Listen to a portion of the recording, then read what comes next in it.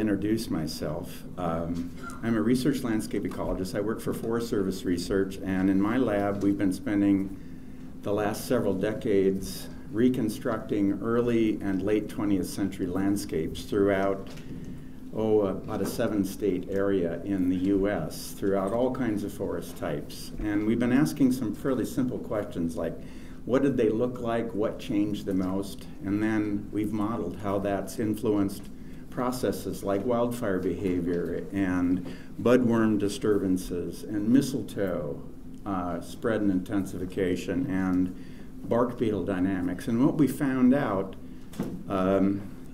is highly influential to western US forests. And I think my assignment here today is to come and speak to you about some of the things we've found, see if anything resonates with you about that, translate that into some landscape principles that we're using in the western US to see if we can't restore some of the functionality of our landscapes. And then I think my final assignment is to sketch out some landscape evaluation tools that we're employing on a number of our national forests to evaluate basically how broken they are and some of the priority things that we can do to get them more functional. So with that, I'll begin. Like in the western US, the interior BC is a region of phenomenal diversity, and not only biotic diversity, but cultural diversity and incredible environmental diversity. You have all the forest types we have and then some. But like our part of the world, tremendous changes have occurred in the last century and a half. A couple of cartoons I want to show you. If we can you see those black and whites okay with the lights the way they are? Right on. Okay, so a couple things I want to encapsulate with some comparison panoramic photos. Dry forests have encroached on what were once extensive grasslands and meadows, and this has huge landscape ecology ramifications. Dry south slopes and ridges that were once didn't even meet forest definition, they were often sparsely wooded, they become filled with trees, and that's influenced landscape dynamics quite a bit.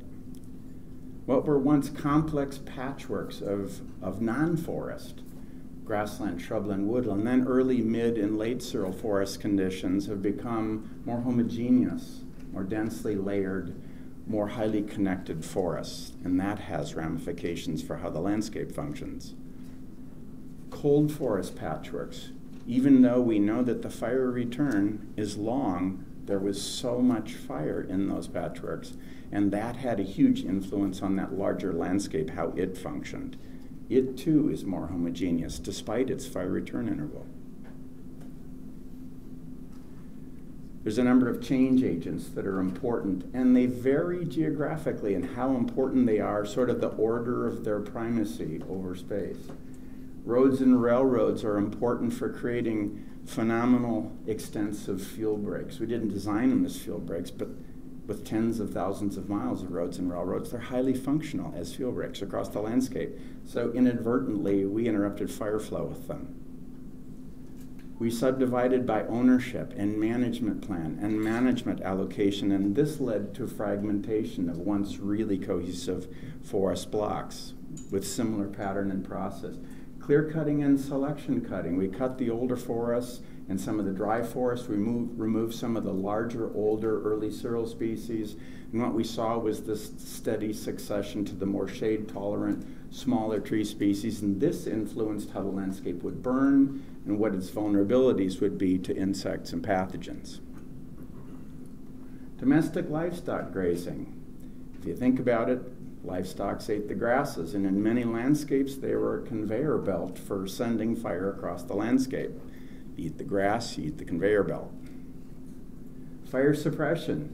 It widely increased forest area in a number of forest types, and it increased forest density. Urban and rural development. It excluded fires, and it promoted aggressive fire suppression. The more people that you have stuffed into the forest, the more likely your fire suppression and its success is important to you. Agriculture. It also eliminated by cropping some of the grassland and shrublands, and it excluded fires. These were important connective tissue for fire flow on that landscape. and climate change. When you add these changes together with climate change, you've got literally the dining room table set for larger and more severe fires. A couple of feedbacks that I want to cover from our studies of landscape changes across many forest types is that where you had low and mixed severity fires, you had this continual thinning of forest patches, the burning up of dead wood, and essentially ongoing density management. So you essentially were creating more and more fuel-limited systems. In the United States, we have estimates of fire burning 50 to 100 million acres per year. That's the low and the high. It doesn't take more than a couple, 2-3 decades, and you're burning a landmass that's the size of the continental U.S. Lots of fire happening.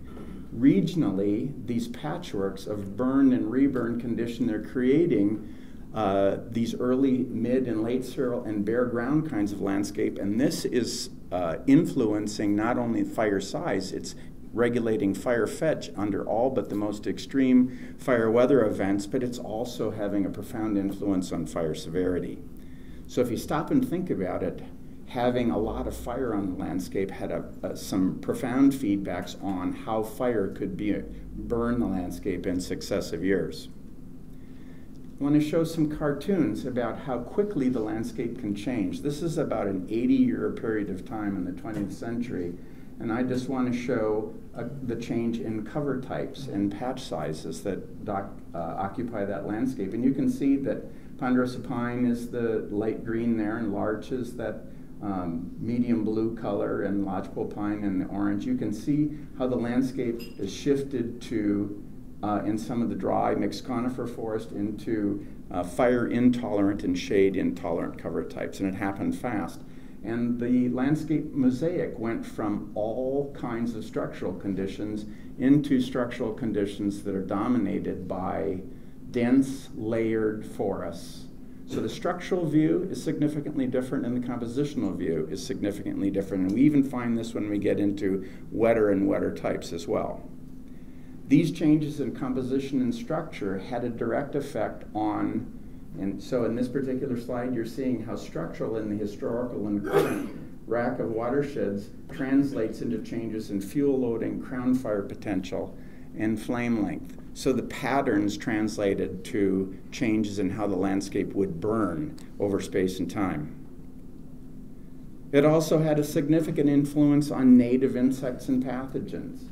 In areas where we have fir engraver beetle, Douglas fir beetle, mountain pine beetle, and native to that landscape, we changed the patchwork, and we changed essentially how well connected host types are across that landscape. So instead of having typically fairly high dispersal losses for bark beetles very often now can move from patch to patch to patch across the landscape, and you have these sustaining outbreaks. When you have more trees, higher density, more drought years back to back, the landscape is set up for bark beetle outbreaks, essentially native insects operating in a less than native role on that same landscape. Same thing with things like western spruce budworm, now western balsam bark beetle, spruce beetles. So many beetles we're seeing expressing themselves in this nexus of landscape change with a warming climate, literally being dining room tables set for large and enduring outbreaks. There was an important role of early seral conditions. We're finding now, we've reconstructed at a province scale 6 different provinces that include all sorts of forest types. And one thing we're finding out as universal is that about 40 to 50% of the landscape, so this is a very large landscape view, was in early seral conditions, recently burned, recovering grass, shrub, sparse woodland conditions. So what I'm saying is that the forest patchwork lived in the context of a life form patchwork. So this larger broad-scale landscape that the forest lived inside of a bigger story, a life form, a physiognomic type patchwork. So non-forest or early seral conditions were important for the continuation of forest. Patch sizes of early seral conditions distributions looked like this. Most of the patches were small to medium size, but most of the landscape in early seral conditions was taken up in a handful of these larger patches, like you see in the right tail of this distribution. So if you stop and think about it, this conveyor belt of early cereal conditions is not dominated by coniferous fuels, surface and canopy fuels. It's dominated by flashy fuels. So you essentially have a different configuration to that landscape. What did this patchwork provide? A relatively more benign, fast fire delivery system. Grasses and shrubs were the primary fuels. It's delivering to the interspersed forest patchwork rapid fire rates of spread, shorter flame lengths, low energy release from the surface fuel beds, low fire line intensity, and less likelihood of crown fire initiation and spread. So essentially, this broad-scale patchwork of life forms is now critical context for the forest patchwork.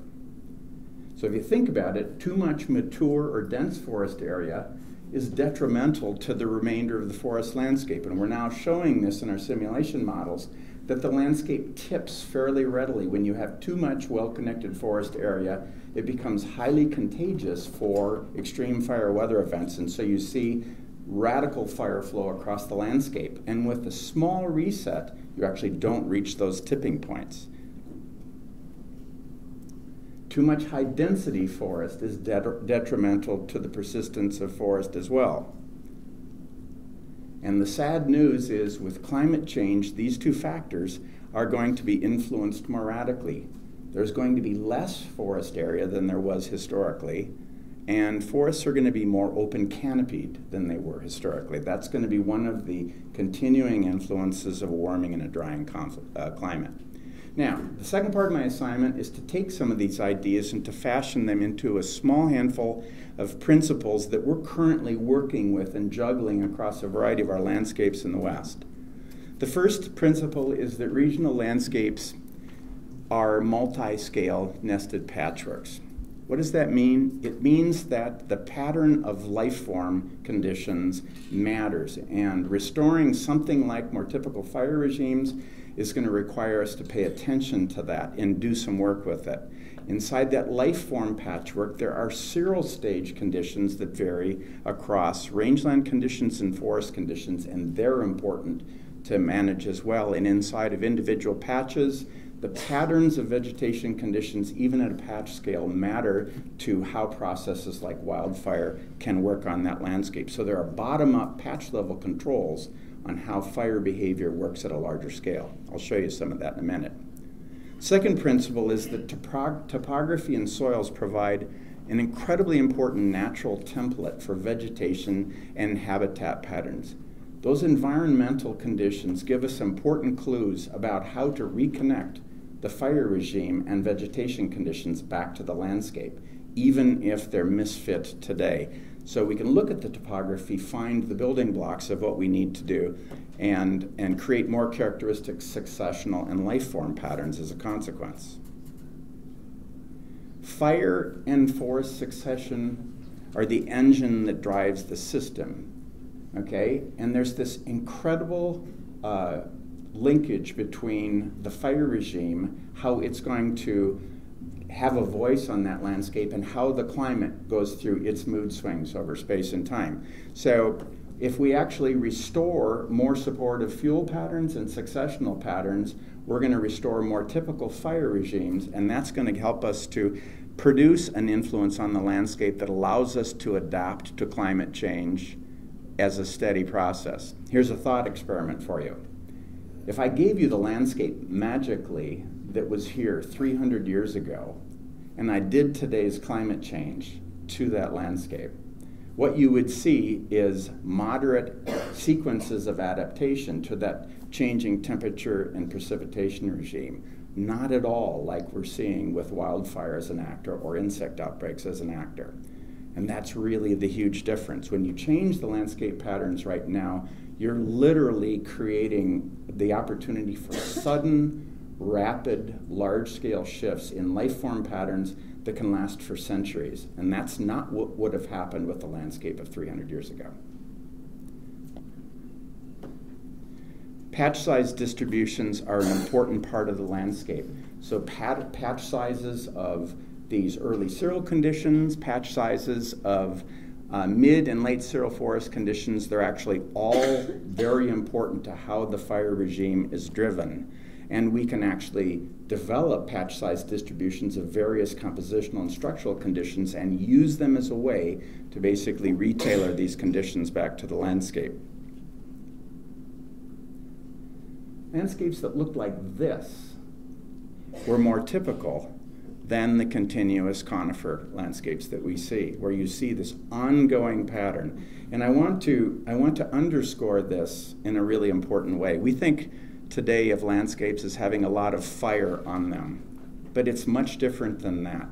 Landscapes were constantly reburned, so they had a history of reburning over space and time. So imagine you'd have 100,000, 200,000 hectare fire patches that would occur at low frequency on the landscape. They'd cover a huge area. And then the role of the small and medium-sized patches subsequently was to recomplexify that landscape over space and time by constantly slicing and dicing those large simplified areas, okay? And that's how the patch size distribution worked, all right? So the patterns of the landscape drive the processes on the landscape. All right. Widely distributed medium and large